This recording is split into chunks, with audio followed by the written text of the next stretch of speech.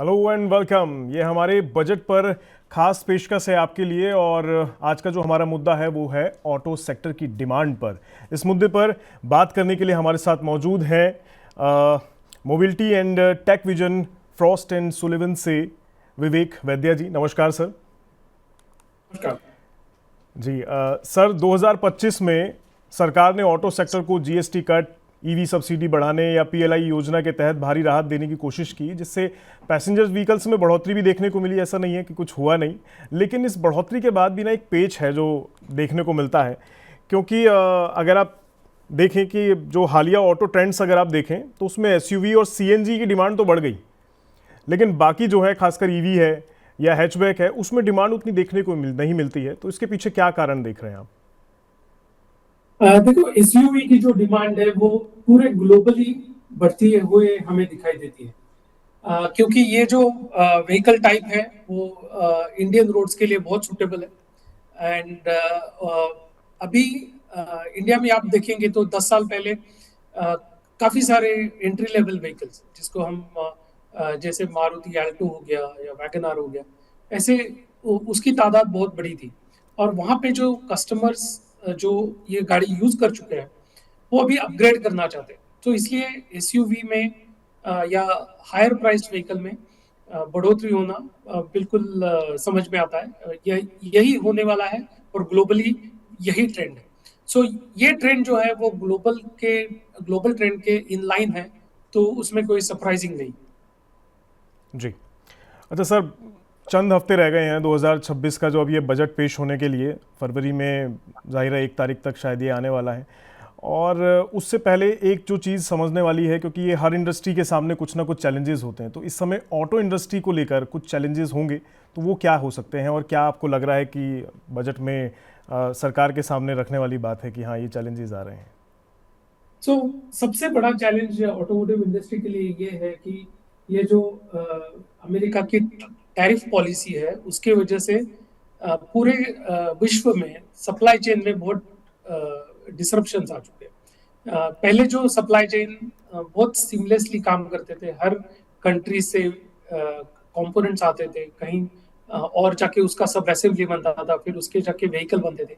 उसमें भारी तादाद में एक डिसरप्शन आया है। और वो डिसरप्शन की वजह से हर ऑटोमेकर को अपना सप्लाई चेन अलग अलग तरीके से रीडिजाइन करना पड़ रहा है। ये सबसे बड़ा चैलेंज ऑटोमोटिव इंडस्ट्री के सामने है। दूसरा सबसे बड़ा चैलेंज है कि ऑटोमोटिव इंडस्ट्री इतनी प्रॉफिटेबल नहीं है। सब every automotive player is struggling to make money. और तीसरा चैलेंज है कि जब ईवी जिसका जो ट्रेंड के चलते हर कंट्री में ईवी की बढ़ोतरी हमें देखने को मिल रही है, लेकिन भारत के लिए सबसे सबसे इम्पोर्टेंट चीज है कि उसका जो बैक एंड सप्लाई चेन है, जैसे बैटरी हो या इलेक्ट्रॉनिक्स हो, जो इंडियन मैन्युफैक्चरर के कब्जे में नहीं है। और वो एक सबसे बड़ा एक इम्पेडिमेंट, सबसे बड़ा एक प्रॉब्लम इस इंडस्ट्री के लिए है। सो ये तीन प्रॉब्लम बहुत इंपॉर्टेंट है और बजट में उसके लिए कुछ ना कुछ राहत मिलनी चाहिए। जी। अच्छा सर, जैसे अभी आप कह रहे थे कि उतना प्रॉफिटेबल नहीं है ये वाला बिजनेस जो है, उसके पीछे इंपॉर्टेंट कुछ कारण अगर आप बता सकें और थोड़ा ब्रीफ करें कि क्यों प्रॉफिटेबल नहीं है। सो जैसे ऑटोमोटिव इंडस्ट्री पिछले 100 साल से ऐसे ही चलती आ रही है। और शुरुआत में क्या होता था कि कंपनियां कार बेचती थी, फिर कार सर्विसिंग के लिए आते थे, और सर्विसिंग के लिए आने के बाद जो पार्ट्स और सर्विस देके कंपनीज का प्रॉफिट बढ़ जाता। लेकिन अभी दुनिया बदल गई। उससे क्या हुआ है कि काफी सारे ऑटो कंपोनेंट्स जो ओईएम बनाते नहीं है वो भी मार्केट में आ चुके हैं। सो उसकी वजह से उनका प्रॉफिटेबिलिटी कम हो चुका है। दूसरी बात यह है कि हर गाड़ी जो है उसका लाइफ स्पैन बढ़ चुका है। पहले हमें याद है कि गाड़ी हर 2-3 महीने में गैराज में जाके रिपेयर करना पड़ता था, लेकिन अभी आजकल जो गाड़ियां हैं वो 8-8 10-10 साल बहुत ही छोटा सा रिपेयर करके, छोटा सा रिप्लेसमेंट करके चल जाती है। सो इस वजह से उनका सर्विस रेवेन्यू कम हो चुका है। और ये स्मार्टफोन्स और उसके चलते नए बिजनेस मॉडल आ चुके हैं जिसमें अभी तक ऑटोमोटिव इंडस्ट्री शिफ्ट नहीं हुई है। जैसे जिसको बोलते हैं सब्सक्रिप्शन बिजनेस मॉडल। हर आप जब कोई प्रोडक्ट लेते हो तो उसके हर मंथ उसके ऊपर आप कोई सर्विसेज एड ऑन लेते हो, आप उसके थ्रू कुछ इन ऐप परचेस करते हो। तो ये सब ऑटोमोटिव इंडस्ट्री में अभी तक नहीं हुआ है, और उसकी वजह से ऑटोमोटिव इंडस्ट्री थोड़ी सी पीछे रह गई है, और उसकी वजह से उनका प्रॉफिट मार्जिन कम है। सो हम जब ऑटोमोटिव इंडस्ट्री के प्लेयर्स के साथ काम करते हैं तो हमारी उनको यही सलाह रहती है कि पर व्हीकल जो आपका रेवेन्यू है वो बढ़ाने के लिए आपको आपको कोशिश करनी चाहिए। जी। अच्छा सर, जैसे अभी हम शुरू में बात कर रहे थे कि ईवी को सब्सिडी सरकार ने, जैसे लास्ट ईयर काफ़ी कुछ गवर्नमेंट ने कोशिश करी कि बूस्ट मिल सके इंडस्ट्री को, तो उसमें ईवी में भी थोड़ी बहुत सब्सिडी का हिसाब किताब रहा है। उससे क्या डिमांड में तेज़ी देखने को मिली कंपैरेटिवली? अगर हम बात करें तो जैसा मैं अभी कह रहा था, सीएनजी और एसयूवी में ज़्यादा देखने को मिलती है, लेकिन ईवी में ना मिलने, या अगर मिली है तो कितनी, और अगर नहीं मिल पा रही तो उसके पीछे क्या कारण देख रहे हैं आप? सो ईवी का जो सेगमेंट बाहर निकल के आया है, जो मार्केट में आया है, वो पूरा का पूरा सब्सिडी की वजह से ही आया है। अगर ये सब्सिडी इंडियन गवर्नमेंट नहीं देती तो शायद ईवी का सेगमेंट बन ही ना पाता। तो सब्सिडी का सब बहुत बड़ा रोल है कि ये ईवी की सेगमेंट लॉन्च हो चुकी है। लेकिन ईवी के सेगमेंट के लिए हमेशा सब्सिडी देना, लाइफ लॉन्ग सब्सिडी देना, ये किसी भी गवर्नमेंट के लिए मुमकिन नहीं है। सो दुनिया भर में सब गवर्नमेंट्स ने क्या किया है कि जब लॉन्च होता है तब 3-4 साल के लिए, 5 साल के लिए सब्सिडी देते हैं, और उसके बाद जो गवर्नमेंट है उनको लगता है कि अभी कस्टमर्स का एक्सेप्टेंस बढ़ जाएगा और वो सेगमेंट टेक ऑफ कर जाएगा। तो अभी इंडियन जो मार्केट है वो उस कगार पे आ चुका है कि अभी यहाँ से हमें देखना है कि मार्केट टेक ऑफ करता है या नहीं, क्योंकि गवर्नमेंट का सब्सिडी देने का जो लिमिट है वो ऑलरेडी हम वहां तक पहुंच चुके हैं। गवर्नमेंट ने काफी सब्सिडीज दी है, गवर्नमेंट ने कस्टमर्स को सब्सिडी दी है, profit linked, production linked incentive दिए हैं, स्टेट गवर्नमेंट्स ने सब्सिडी दी है। सो ये सब जो गवर्नमेंट के कार्यकाल में हो सकता था वो उन्होंने किया है, लेकिन अभी देखना है कि ये सब करने के बाद कस्टमर एक्सेप्टेंस बढ़ता है या नहीं। जी। तो सर, वैसे अब बजट में भी थोड़ी बहुत डिमांड है कि थोड़ा और अभी मिलनी चाहिए। अभी आप वैसे हालांकि कह रहे हैं कि ऑलमोस्ट हम डेडलाइन पे हैं, जितनी दे सकती थी गवर्नमेंट दे चुकी है, बट स्टिल क्या नीड है अभी भी ऑटो इंडस्ट्री को और सब्सिडी की? क्या बजट में भी डिमांड है, थोड़ी और अभी मिलनी चाहिए कुछ टाइम के लिए? सो इसमें मैं 2 व्हीलर, 3 व्हीलर और पैसेंजर कार में डिफरेंशिएट करना चाहूँगा। सो अगर आप भारत में 2 व्हीलर और 3 व्हीलर्स का अपटेक रेट देखेंगे तो एक electric 2 wheelers and electric 3 wheelers का काफी पेस पकड़ चुका है, और उसका एडॉप्शन जो परसेंटेज से हम कैलकुलेट करते हैं वो पैसेंजर कार से काफी ज्यादा है, और उसका बिजनेस केस भी अच्छा है। जैसे आप 2 व्हीलर चलाते हो सिटी में तो आप दिन में मे बी 50-60 किलोमीटर राइड करते हो, मे बी 100 किलोमीटर राइड करते हो, और उसका जो चार्जिंग है वो भी आप घर आके अपने घर के जो इलेक्ट्रिसिटी पॉइंट है वहां से आप चार्जिंग कर सकते हो। तो उसके लिए आपको अलग चार्जिंग नेटवर्क बनाने की जरूरत नहीं पड़ती। उसका जो ड्राइविंग पैटर्न है वो इलेक्ट्रिक व्हीकल के लिए काफी सूटेबल है, और सिटी में यूज करने के कारण उसका बेनिफिट भी है कि जैसे हमारा एक्यूआई का जो काफी भारत के शहरों में जो इशू हो रहा है उसके ऊपर अगर 2 व्हीलर और 3 व्हीलर इलेक्ट्रिक हो पाएंगे तो एक्यूआई काफी बढ़ जाएगा, इम्प्रूवमेंट हो जाएगा।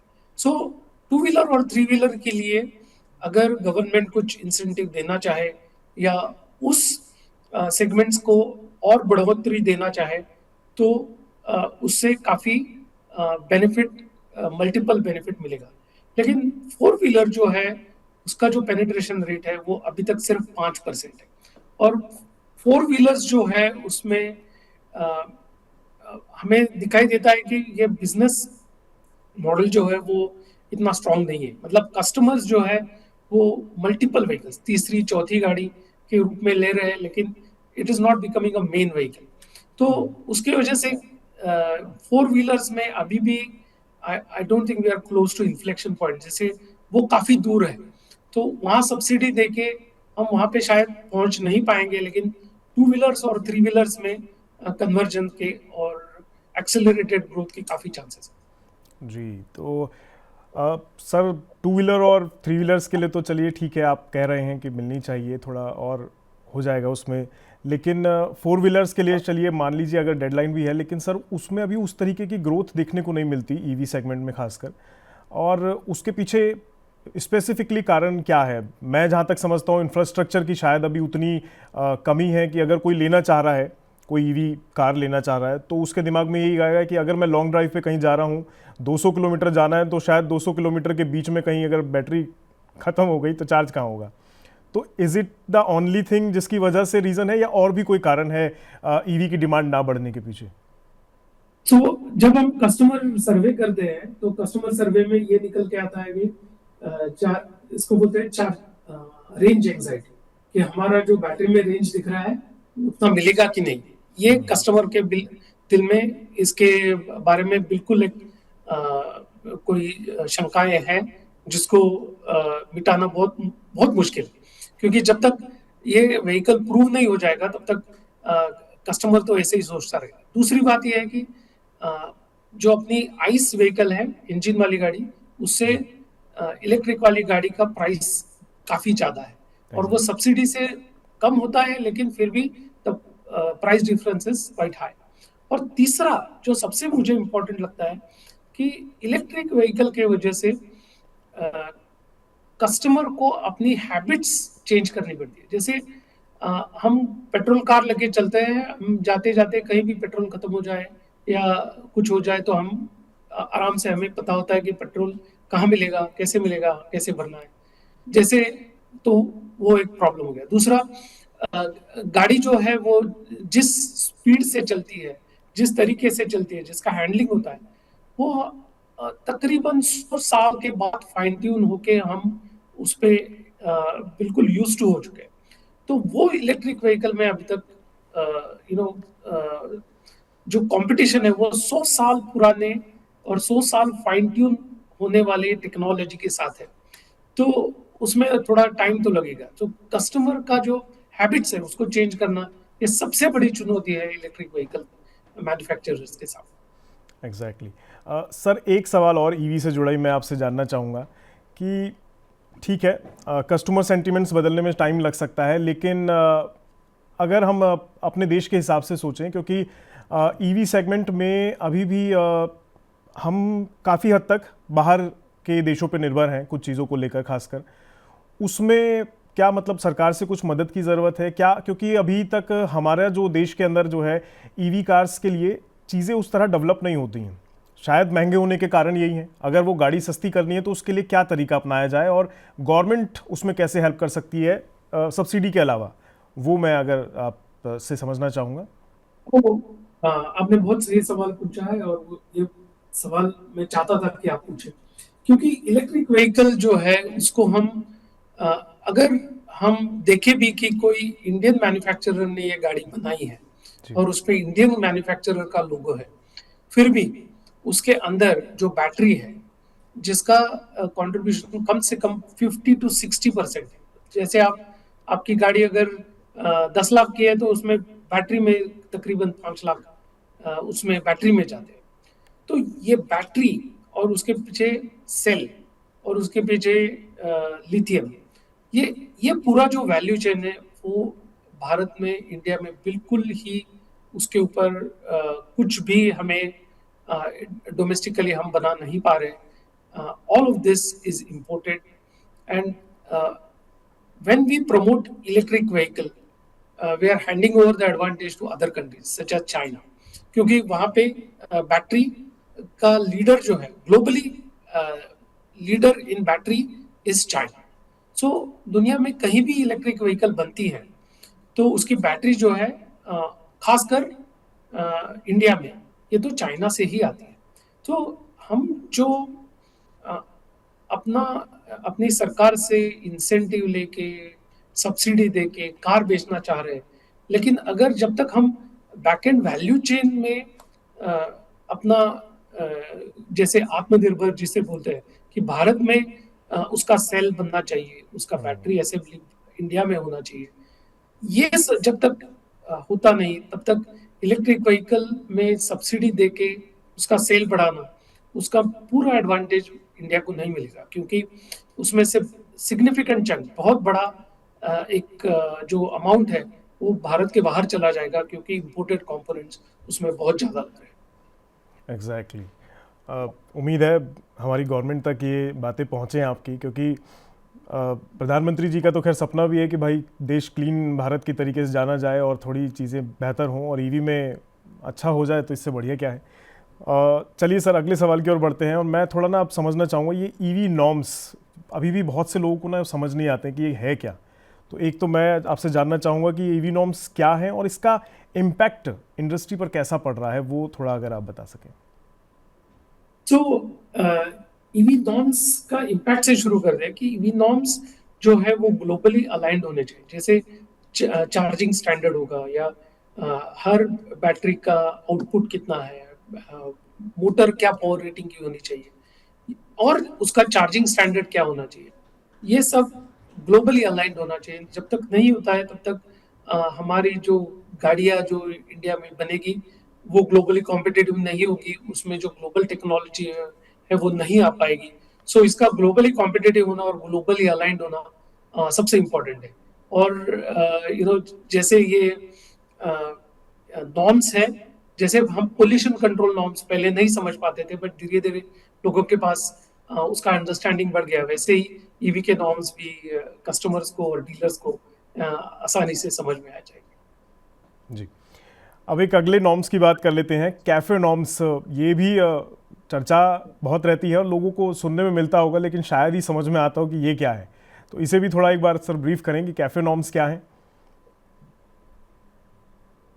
ये जो इंसेंटिव है, ये कस्टमर को गाड़ी खरीदने के लिए जो सब्सिडी मिलती है उसको ये नाम बोलते हैं। जो जैसे आइस व्हीकल और इलेक्ट्रिक व्हीकल के प्राइस में बहुत फर्क है, तो कस्टमर को ये ईवी व्हीकल के लिए इंसेंटिवाइज करने के लिए governments all over the world ये थोड़ी बहुत सब्सिडी देते हैं, ताकि ये प्राइस डिफरेंस कम हो जाए और ईवी जो है वो कस्टमर को अट्रैक्टिव लगे।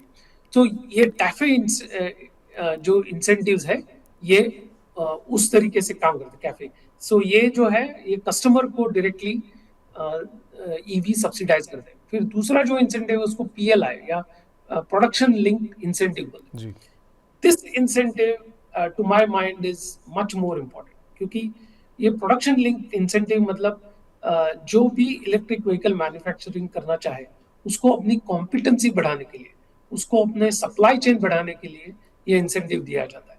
उसका डायरेक्टली शायद कस्टमर पे बेनिफिट ना हो, लेकिन जब ये इंसेंटिव लेके जो कार प्रोड्यूसर्स है वो अगर अपने यहाँ कोई मशीनरी लगवाए या कोई कैपेबिलिटी डेवलप करे या कोई assembly plant, cell to battery का असेंबली प्लांट बनाए, या कोई सॉफ्टवेयर टेक्नोलॉजी डेवलप करे, या ट्रैक्शन मोटर जो बहुत ही यूनिक कंपोनेंट है वो डेवलप करे, तो उसका बेनिफिट लगातार चलता रहेगा। जैसे कस्टमर बेस्ड इंसेंटिव है, जो अगर एक बार कस्टमर ने ले लिया तो इंसेंटिव खत्म, you don't have a long term benefit. लेकिन ये प्रोडक्शन लिंक्ड इंसेंटिव जो है वो once the competency is develop वो लंबा चलेगा, तो उसका बेनिफिट इंडस्ट्री पे बहुत अच्छा है। जी, तो सर इस बार के जो बजट में आप कैफे नॉर्म्स को लेकर भी कुछ इंसेंटिव की उम्मीद रख रहे हैं गवर्नमेंट से? जहां तक हमारा एनालिसिस है इट इज टू ऑप्टिमिस्टिक। हमें नहीं लगता कि उसमें कुछ परिवर्तन होगा, क्योंकि आई थिंक इंडियन गवर्नमेंट ने काफी सारा इंसेंटिव ऑलरेडी दे चुके हैं, और अभी वो सोच रहे हैं कि यहाँ के बाद the customers and the EV manufacturers together will start selling the vehicle on its own. कोई भी गवर्नमेंट लॉन्ग टर्म इंसेंटिव नहीं दे सकता। ये जो कस्टमर लिंक्ड इंसेंटिव होते हैं वो they are there only for fixed time period. जी, अच्छा सर, जो ये इंसेंटिव मान लीजिए सब सरकार अगर ऐलान करती है तो क्या ये सिर्फ बड़े प्लेयर तक ही सीमित रहते हैं या जो लोकल मैन्युफैक्चरर्स हैं उनकी ग्रोथ में भी इनका कुछ भूमिका रहती है, उनको भी इससे कुछ फ़ायदा मिलता है? प्रोडक्शन लिंक्ड इंसेंटिव की बात अगर करें तो ये ज्यादातर लोकल मैन्युफैक्चरर के लिए ही अ, उसका यूज होता है, क्योंकि अ, अगर कोई बाहर से गाड़ी असेंबल करके, जैसे टेस्ला बाहर से असेंबल करके इंडिया में लाके सिर्फ बेच रहा है, तो प्रोडक्शन लिंक्ड इंसेंटिव से उन्हें कोई फर्क नहीं पड़ेगा। लेकिन अगर कोई जैसे टाटा मोटर्स भारत में गाड़ी बना रहे हैं और वहां पे गाड़ी असेंबल करके अगर बेच रहे हैं, तो प्रोडक्शन लिंक्ड इंसेंटिव्स का टाटा मोटर्स पे सीधा असर पड़ेगा, टेस्ला पे नहीं पड़ेगा।